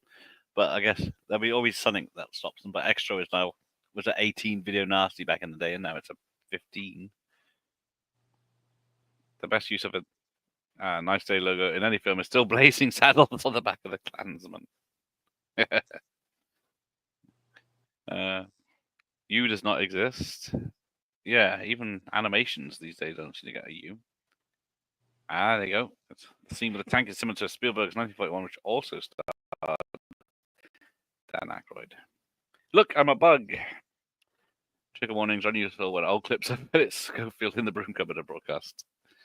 Yeah. I always thought 1941 was one of them films, though, that like I remember watching it thinking it was okay, and then like I've never heard a good word said about 1941. I'm thinking, did I see a totally different film? Yeah, I used to watch it a lot when it was on as a child, and then missed it for years, and then it's not bad. You can see the problems, but yeah. Oh, there you go. Transmorphers is the Asylum Transformers. And then, the Asylum did the Sharknadoes. Thank you, Ben. Oh, just remind me, talk about Spielberg though. The documentary about Robbie Williams, about John Williams, is amazing. It's really. I did really see that's out at the moment. I need to Yeah. check it out. Unless it's going to make me cry. Yeah, it gets me pretty emotional this episode. There's even tying Octopussy advert for the Sega Watch TV. TV Watch. They had high hopes. Yeah, I bet they did. The Play Dogs is far worse than Watership Down. The BBC PBS, you get that film a PG. Yes, good old rabies. And yeah, I saw the Play Dogs about a few years ago when I watched Threads the day after and bloody Play Dogs. And I remember I got Plague Dogs on DVD, but I never had the nerve to watch it, and it's just gone now. It's got CEX or something. Okay, man. Yeah, well, thank you. Yes, it was fun on. Bit late, but yeah. Last night, but it was good fun. Can't believe Watership Down is finally get a 4K this month. Hopefully, BFI don't cancel the release again. So apparently the what is she? The mayor or something? District attorney. She doesn't have the power to sack him. Yes, today Andy found out that Titanic is one of the top 100 best 90s action films. That list though was unbelievable. Like I don't know, because sometimes when you just find these lists on the internet, so it's obviously clearly not your fault. And even if it was, it'd be kind of funny. But I like that was like, yeah, what was that about? What's this? 16 people watching and only 11 likes. Bunch of gits. Always got the Criterion or Watership Down. Bloody hell. Here's what films. Even the animation's great. This was fucked up. If GoldenEye's the only Bond film we're going to get a feature, it should be in the top 10. Exactly. Crazy. Titanic doesn't make me think action. There were like 19, that's it, witchcraft movies. I can't remember if it's Witchboard or Witchcraft, but yeah, the 19 witchcraft movies, which turned into, yes, Skinemax movies. Nothing wrong with that. Talk about action movies though, and I've said this a million times to anybody that listens, but to me, Commando is the ultimate action movie. Action from the start to the end. So any other film that's supposedly an action movie, if it hasn't got that amount of action in it, I'm like, well, it's not Commando level, so it's not really an action film. No, that's definitely a level, isn't there? You got to achieve. Feed me, Jane Seymour. Feed me. Oh, hello, AJ. Thank you. Nice to see you. I regret not meeting Kenny Baker. He was in the Cardiff Comic Con shortly before he died. Ah, that's a shame. I know that. I think that's like a universal thing that, like any sort of fan of stuff like that, it happens to. Because I remember I was going to meet Simon McCorkindale at a convention, and for some reason my friend couldn't go. He got ill the night before. He had some food and we couldn't go. And then I was like, "Oh, I'll meet him at the next one. It'll be all right." Oh, like, never. It's like, too late. Manimal, you got to meet Manimal. Fuck your friend. Well, what's funny though is we should mention Manimal, because honestly, anybody who knows Manimal goes up at my estimation. And the only 2 times I've heard Manimal mentioned on the TV was once. It's somebody who's been interviewed on This Morning, and Eamon Holmes mentioned Manimal. I was like, Eamon Holmes knows what it is. And I remember that program Hugh McGregor made where he was on motorbikes with his friend, and he fell off and he scraped all his hand on the road, and he goes, "Oh, I look like Manimal with my boat chained." I was like, "What?" But yes, I know the cinema snob loves him. Although he did start doing episode by episode, but then he stopped doing them. I guess they weren't popular because no one knows who Manimal is. And as well, I tell this everybody, but I think that's the 100% reason. But I tell this everybody as well. Like, it's a great story. But there used to be a TV channel called Zone Thriller, and they had Manimal Day where they just, because there's about 12 episodes of Manimal, they had Manimal on all day. And I found out one of the people that was one of the main guys high up in this Zone Thriller channel. And I emailed him and I said, "Oh, I'm really chuffed that you had Manimal Day on." And I felt proper sarcastic because he sent a reply saying, "Oh, thanks." And I was like, "I really meant it though."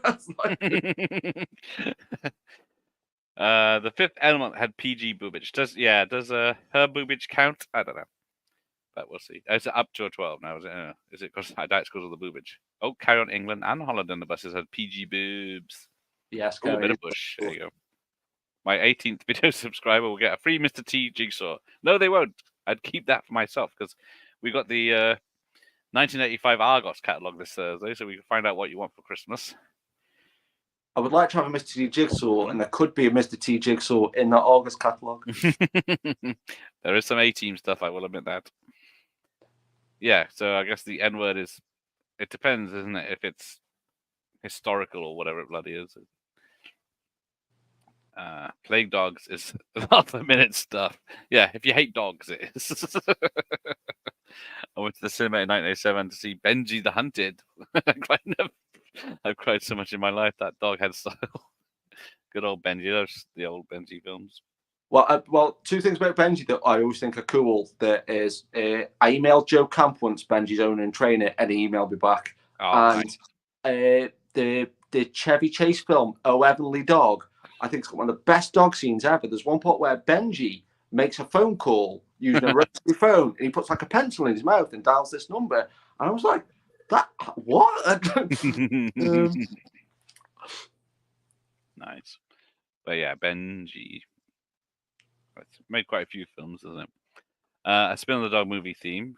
Pixar's The Dinosaur had a mute caveman boy called Spot, who was like a dog. I cried so horribly at that film. I remember watching that film, but I don't remember that. Maybe you've erased it from my mind. Yeah, I don't remember much about it. Oh, here we go. Here's the sex scene.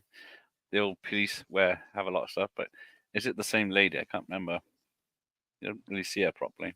I think it is the same one he had earlier. I think it is. So you got Chinese. He's got the cheeseburger telephone I always wanted. I wrote that in my notes as well. The cheeseburger phone. Cheeseburger phone. He's got a gumball machine at the back, and then.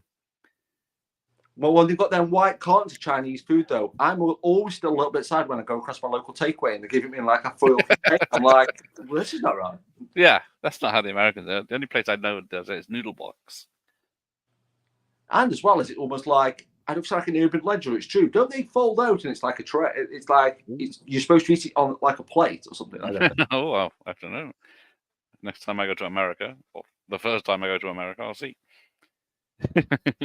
Well, my friend who used to live around here, like in Stoke, he moved to America because he married an American woman, as you do. And every other message I sent to him, I was like, in America, do they have this? He's like, I don't know. Yes.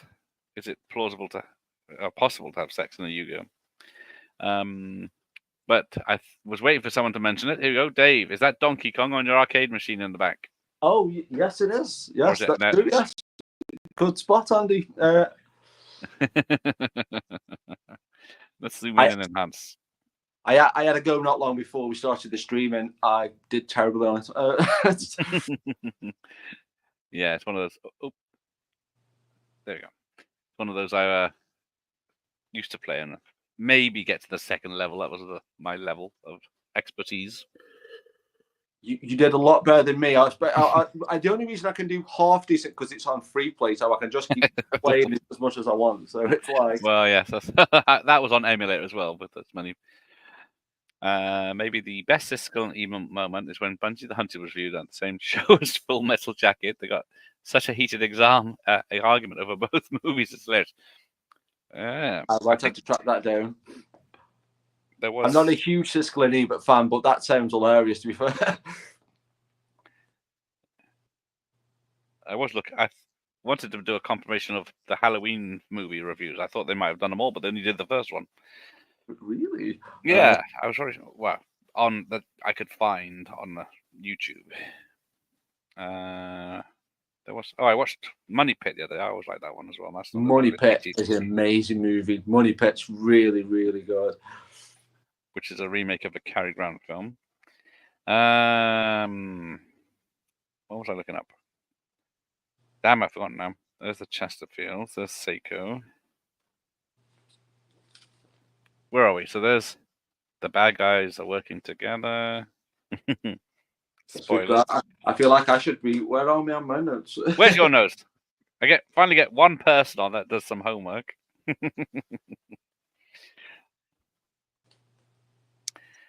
I'm trying to see where this came. Oh yeah, so this was released the same week as Spaceballs and Full Metal Jacket, but this one did better than both of them for a while.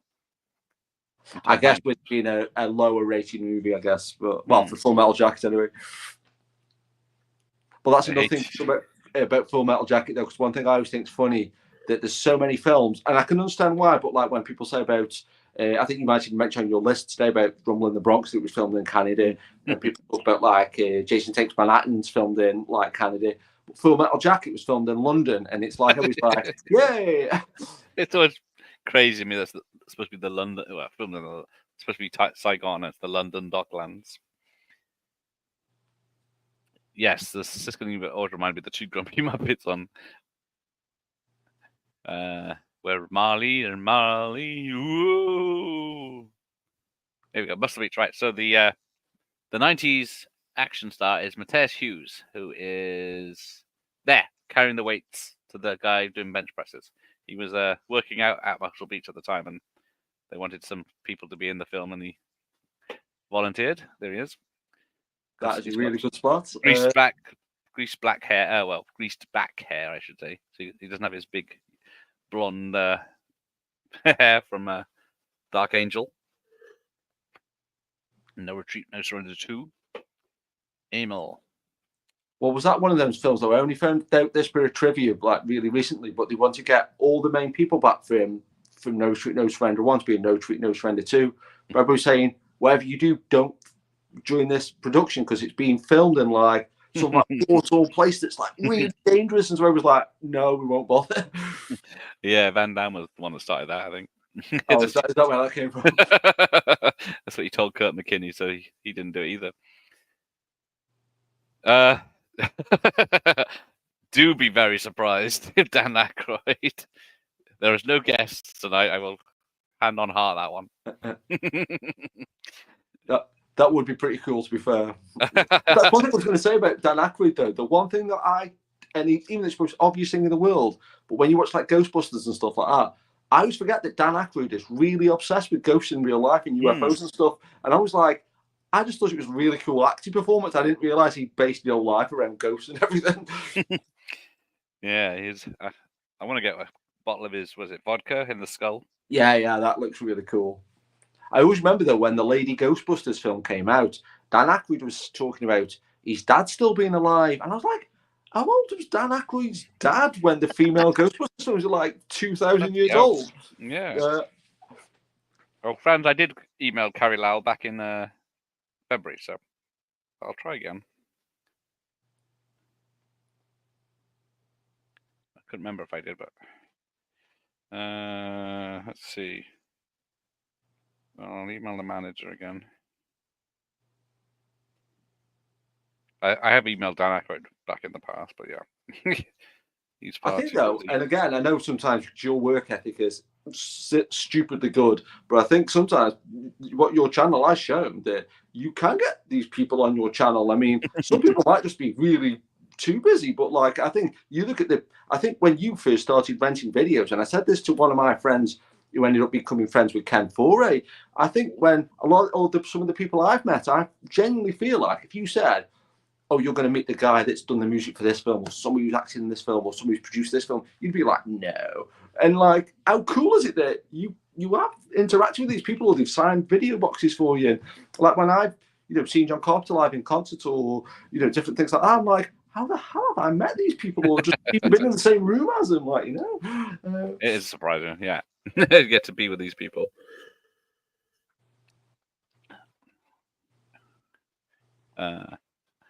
I don't think they were close off camera. Have you seen the outtakes? Them bad mouthing each other. Well, I guess it's the same for was it Gene Wilder and what's his name? Oh, Richard Pryor. Yes, they didn't mix after outside work. Well, the funny thing about that is, to me, I'm always really upset like when Kenny Baker and Anthony Daniels didn't get along and all the people we just mentioned. But the flip side of that is, I'm always really chuffed when like the original Chips guys, Larry Wilcox and Eric Estrada are still friends, and Dempsey and Makepeace got married in real life and are still like a couple and everything. And I always goes the other way, think, oh yeah, they've just been mates for 40 odd years or something. Like.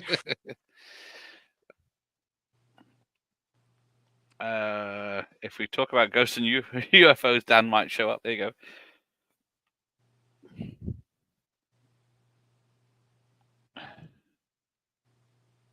go. Yeah, I heard rumors about Cisco. He seemed highly strung for my liking. Rex Reed was cool as a cucumber. No wonder he never ventured into TV much. Here we go. Definitely. Oh, I'm watching this rather than Elon on Joe Rogan.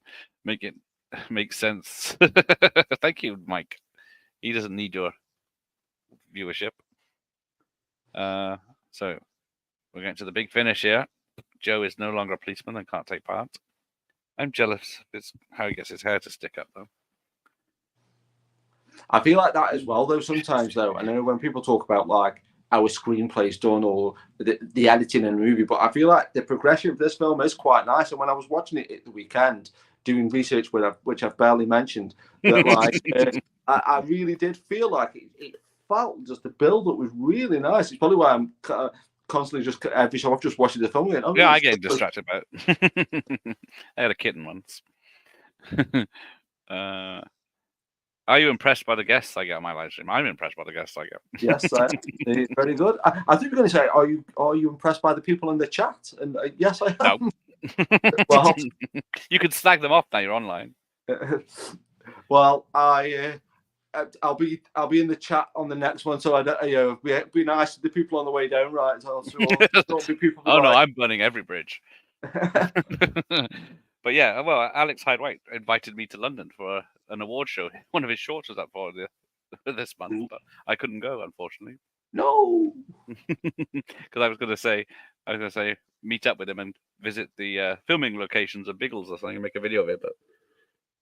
But maybe next time. But honestly, to me though, the fact that you've met, and again, to me, it's almost like that's so cool to me, because obviously if Dan Aykroyd was on the stream, it'd be like, oh.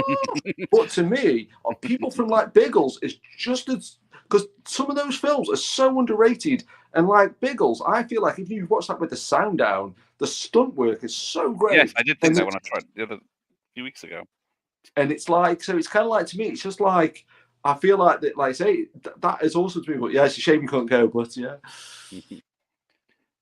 I just spell Aykroyd. Oh, it is. Oh no, Dan Aykroyd's the sound department. I can't mean. Oh, it is. I can't spell it. Just Crystal Head Vodka. That's the one. But yeah, he doesn't have a. He does have a publicist, but maybe. So I wouldn't be surprised if, I'm not just saying to say this, I wouldn't be surprised if Dan Aykroyd would almost prefer to do something about Dragnet. Because I imagine how many times he must get talked about to Ghostbusters and Blues Brothers and things like that. I feel like I've never heard a contemporary interview where somebody asked me about Dragnet or The Great Outdoors or something like that. Yeah, 1941. Yeah, cool, yeah. Well, it still always amazes me though when I found out Dan Aykroyd was in Temple of Doom. I can't remember. I've never picked it up until years. It's like Dan Aykroyd's in Temple. Where? Like, and as well, my spelling's never the best anyway. But I honestly, if somebody said to me now, spell Aykroyd. Yeah, well, that's where I failed. I was doing AC. It's AYK. Oh, there you go. Where I was failing at, so I was trying to search for him.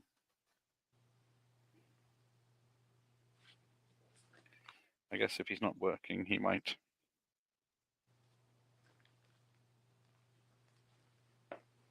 Still got 20 minutes for Ira Newborn to reply.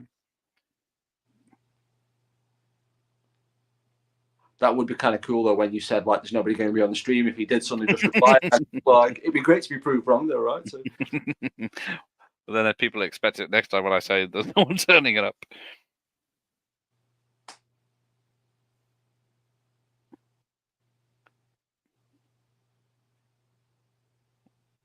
Right, where's that stripper? Oh, I was trying to find if there was a fake PDF of the cover of or something, a cover of fake picture of the Bait magazine, but there wasn't any I could print off to have as a prop.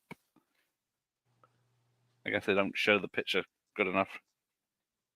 I'm amazed though sometimes when there is stuff like that online though, because it's like sometimes I think, oh, there's no way that'll be online. Then it is, and it's like you never know. It's worth well, exactly. All this crap I got, like the Street Fighter money or the Underhill's credit card. Someone's made some effort. But I think they really take some doing, because sometimes you've got to find really hard to get a really good half decent version of it, like it's on screen for like half a second or something. Yeah. So someone must have recreated these things. Like they got the Beverly Hills Cop 3 Axel Foley money with Kiss My Ass, the They Live money, Joker money, and the It playing card from the 1990 version. Ooh, the Beverly Hills Cop 3 money sounds pretty cool. Yeah, Uncle Dave's money, $1. Oh, Captain Gannon. I don't know. Would he be a Pepsi drink? I don't know if that's product placement. Yeah, I'd love to speak to Ernie Hudson about Congo. I always really liked Ernie Hudson though, because I always felt like, and obviously it's kind of obvious why in some ways, but I felt like, you know, he was really, I felt like in some ways he got treated quite poorly, and he was always like up for talking about Ghostbusters. Sometimes you think he just like couldn't be bothered. Like, Yeah. Let's see, he's got a publicist. Oh. In for a penny. So, yeah, some of my guesses are sold because they were in the 80s films. And I did trick them, saying I watched Michael Parsons. Well, they probably wouldn't know who Michael Parsons is. Ernie Hudson is 137. That's great, as he is. Unfortunately, this is the wrong time of year to ask people on because they're always busy in the build-up to Christmas. well, I was always surprised when I found out that Ernie Hudson was like the oldest Ghostbuster, because I was just like, yeah, have you seen The State of Bill Murray? To be fair though, when you do think about it though, they weren't exactly young in 1984. It's amazing they can even like walk around, really. Although, and again, I've said this to like so many people on my channel and stuff like that, but I don't think it's just because I grew up watching things like Never Say Never Again and Death Wish, like that. But to me, there's a film got an older person in it, or like talk about Heart to Heart. To me, that seems like really natural and normal. Like, so to me, if somebody's that said though, I think I did say earlier on at the start of this, I was always amazed when I thought, oh look how old Sean Connery is in Never Say Never Again, and I check it out, work at the math, and he's like my age. Like, oh, maybe not so old then. Oh, here we go. Dun, dun, dun. Police, out of the way. Ernie Hudson has aged like a fine wine. The other Ghostbusters has just aged. Black and crack. Oh dear. You should contact Watch Party for Nothing But Trouble. It's the only thing he's directed, so it would be interesting, wouldn't it? Nothing But Trouble. I only saw that recently. It was a wacky film, but that makes me like it even more. Oh yeah, got 2 parts with John Candy. You got Chevy Chase phoning it in. It's Demi Moore. Yes, why wasn't Ernie on the Ghostbusters poster? Indeed. I bought a replica Batter Fortune sports armor. Yeah, it's actually really good and not too expensive. I have seen those. I haven't seen them in a shop, and I keep getting. But there we go. Does it actually have sports results in the end? There he is. There's Mike. What's up? So yeah, me and Mike are going to be doing. He's been messaging me. I need to reply to him about. We're going to do John Wayne's The Green Berets watch party next. Ooh, John Wayne wins the Vietnam War single-handedly. There we go. Standing there, just spraying bullets with an Uzi while the SWAT team are hiding. But even something as simple as that, an Uzi, and I don't get it wrong, I know guns are frowned upon nowadays, but I feel like Uzis are so 80s, like they were on Operation Wolf and then, those other things. So to me, it's like an Uzi 9mm was like, yeah, that's a really cool gun. And again, I tell you this to everybody, like it's the greatest thing ever. But when we had work experience at school, and you could almost, it was like voluntary work for 2 weeks at local businesses, and people working like Woolworths and Boots and stuff like that. There used to be a gunsmith literally 5 minutes from where I live, and I did my work experience in a gunsmith. So it's always nice. It was always like so strange that like thinking, wow, they let me like. Yeah, they wouldn't do that now, would they? Yeah, like... Mike loves Chopstick. Yay, Mike is here, and there's nothing but trouble. Yeah, Aykroyd has a willy nose. It does go weird at some point, doesn't it?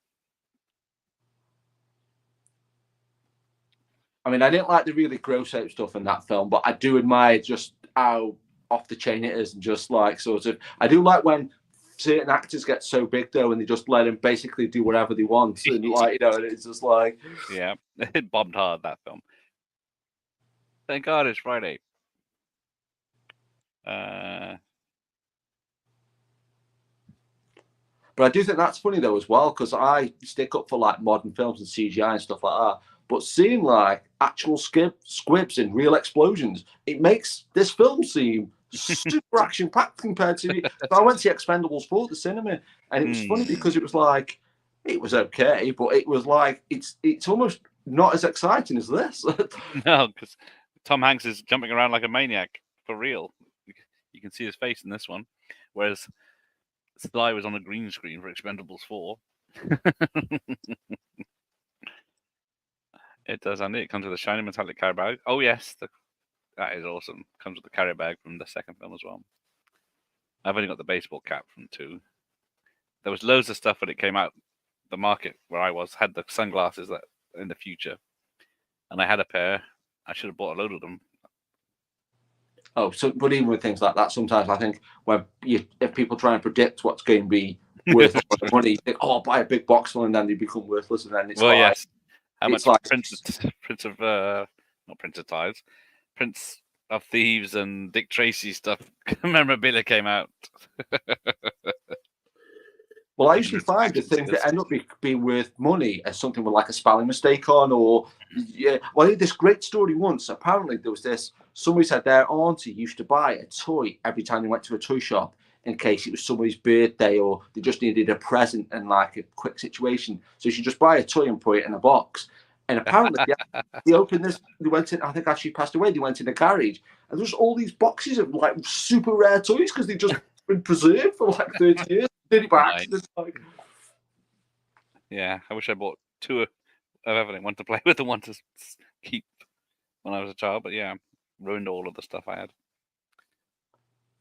Again, I know it's a cliche to say, but toys are meant to be played with. I mean, I always feel like it was ever a kid anywhere that was like, I'm not going to play with this and just put it on the shelf. And then it's like, it's like, no.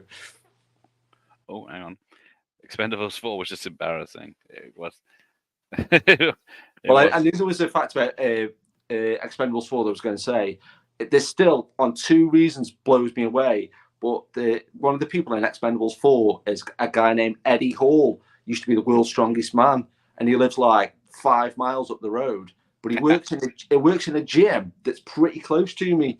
And the other day, I was going to McDonald's, and as I was walking to McDonald's, his car pulled up, and he got out of the car and went in the gym. And I was like, "There's that bloke from Expendables 4." And I was like, "How do I live down the road from a guy who's in Expendables 4?" Like, nice. And I reckon though as well, if you wanted him on one of your streams, I would bet money on Eddie Earl would be on one of your streams. I don't know if you want a guy that's been in Expendables 4 for 10 seconds in one of your streams. Yeah. But yes, was this the last true funny film? Yes, I think Burbs was 89, this was 87, and he did Big in 88, and Punchline in 88. Punchline's more of a serious film too. But has anyone ever seen Every Time We Say Goodbye in 1986? Never even heard of that one. Nothing in Common with Jackie Gleason in 1986 as well. Money Pit in 1986. Volunteers, that's a good one. 85, Man with One Shoe in 85. Bachelor Party in 84. Splash in 84. So that was the first one. Yeah, so you had Splash, Bachelor Party, Man with One Shoe, Volunteers, Money Pit, Dragnet, and Burbs as his main comedies of the 80s. Turner and Hooch doesn't count. No, it doesn't. It's more drama than comedy, I would say. I think the combo of firing blanks and screws is the most convincing way to do action movies. Exactly. I was shocked at a few of those films I'd actually seen then when you was reading that list. Yes. Oh, there you go. The Reverend's going without her. Joe versus Volcano is a very odd one with 3 Meg Ryans in it. But yeah, it's more of it's an odd one, more of than a comedy. And then Big has a lot of laughs, but then it also has a lot of drama. Was that the last film they did together? Yeah, Tom Hanks and Meg Ryan. Well, Joe vs. Volcano, and then they did Sleepless in Seattle, then they did You've Got Mail. So so it was the second one, yeah, of course. When's You Got Mail? Oh, that's 98. I thought it was earlier than that. That's the same year as Saving Private Ryan. Isn't that a remake as well? Think about it. I think it was, yes. I can't remember if it was a French film or not. It's weird to think there's multiple Tom Hanks remakes because I never really think about that because well, I'm not really. This is probably sacrilege to say as well. I'm not a huge Toy Story fan. I keep thinking, are they going to make them until they? Because I feel like everyone's going. This is the last one, then this is the last. Like I've only seen the first 3, and I've only seen the third one once, and I haven't seen the fourth one at all. Because, like you said, they keep saying, "Oh, this is the last ever one," but no. Then it gets a shitload of money. I'm a total hypocrite because I absolutely love when you see a film that's like Friday the 13th, the final chapter, and they make 5 more, and then Jason Goes to Hell, the final Friday, and they made 3 more. So it's like it's good for the goose, right? Yeah. Yeah. So bored of CGI. I hope it dies out one day. They'll have something indifferent, won't they? When AI is doing special effects, that's when it's going to get really bad. I really thought this was a good stunt though, when that woman's outside the plane and she runs because it looked super dangerous. I was like, that doesn't look. I was like, wow. Yeah, she is going to get sucked into that engine or some point. Joe versus Volcano was yes. He did a better. Yes, he did better with Joe Dante and Burbs. Yes, Burbs is probably his last great just comedy. And then the Virgin Connie Swell has gone. There we go. So that's the film. Yeah. Joe's versus Volcano. Nothing else like it. That is very true. Definitely wouldn't be greenlit today. The 80s internet movies have aged terribly. Yes. The Net with Sandra Bullock is like, oh, she's on the beach and she's dialed into her modem to across the country and then dials in somewhere else and then she can order a pizza. Oh, yeah. Ian says The Net. Well, it's funny you should say about old internet films aging poorly because I always love War Games. I think War Games is such an amazing film. But there's that one part where they order airline tickets. I'm like, could you do that in 1983? That's pretty high tech. Yeah, I remember the travel agents having a system where they were all linked, but so they could book stuff with a green and black screen. But yeah, it's about the level. Oh, not a fan of Bonfire Vanities. It's not really. I don't think. Yeah, there wasn't much comedy in there. There was supposed to be. Lawnmower Man has aged very badly. Yes, see when was it virtual reality was going to be a thing? They keep trying to do it, but the last time I had to go on someone's PlayStation VR kit gave me a headache for the rest of the day. Well, I think that's the thing. I think 3D and VR, I think till the end of time, they're going to try and make successful. And people are like, no. Yeah. There we go. The jet gets. Don't know where they got the the jump jet from. A Harrier jet? No, it's not Harrier. Whatever it is. I prefer the CGI stained glass in Young Sherlock Holmes over the CGI movies today. So much promise, but yeah, CGI is so meh. Well, it's when they don't have time to do it, isn't it? Good, easy. Well, I'm always amazed about CGI though as well, because I think most people think it started with like T2 and Jurassic Park, and then when, like Ian said, when I found out, oh, they use CGI in Young Sherlock Holmes, and then there was like bits of CG in like Tron, and then there's like bits of CG in like Westworld. I'm like, how really is CG? It's like, yeah, I guess was it Wrath of Khan has the Earth as well. Oh, that's the Red Nemesis, not Nemesis. That's people in the chat. Hey, Guy, how are you? 90s internet movies. Talking about CD-ROMs was peak technology. My memory is terrible, but I'm almost sure my first introduction with Tom Hanks was Bosom Buddies TV show. Yeah, we mentioned that earlier. I don't remember it being in the UK because that was it. It's just like Tootsie, where they have to dress up as women to get a job or something, isn't it? If that Bosom Buddies was on in the UK, I wouldn't be surprised if ITV had it at like 3 a.m. or something. Yeah. So, which probably means I should have seen it, to be honest.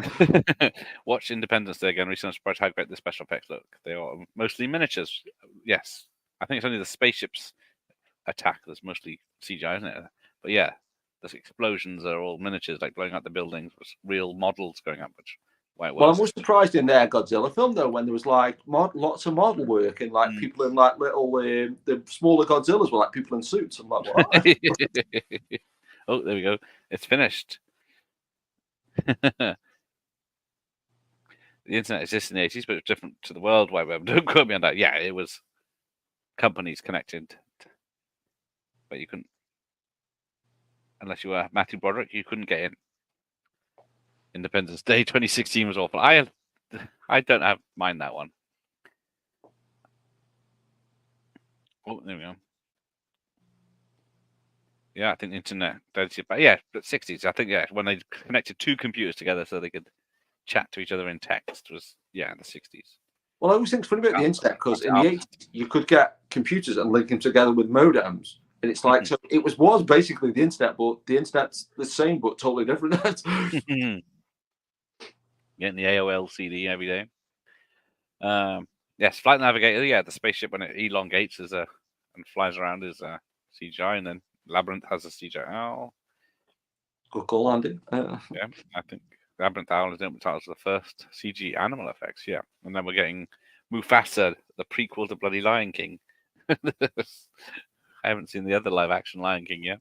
That Mufasa looks pretty stupid. I mean, like I say, I feel like I like most films to some level or not, but when I saw that, I was like, do you really need a live action Lion King prequel? I mean, it could very well be good. I doubt it. But...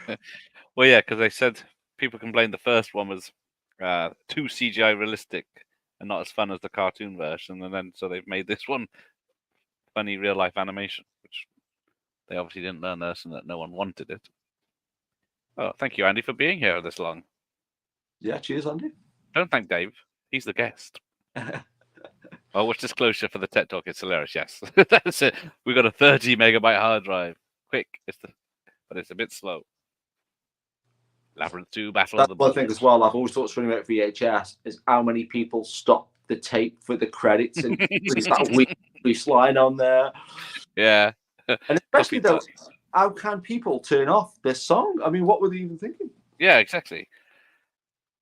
My name is Friday. I carry a badge. 3:15 a.m. Thursday, January 15th. It was chilly that morning in the city of angels. On this occasion, we witnessed a pagan ritual in progress. I'm not really giving it the rhythm, am I? I feel like I should know the lyrics to this. I think I should solve it. We just stumbled into a major crime. They've got the girl frightened. Now that's not nice. I think she's the subject of a sacrifice. Better than Eminem. It's actually kind of an interesting song, actually, because it's kind of like, obviously it's a rap song. It's got a ton of guitar in it. And then you've got the lead actors to rap over the top of that. That's a quirky mix, really. There we go. Here's the stunt people. And I don't remember anyone I noticed. No.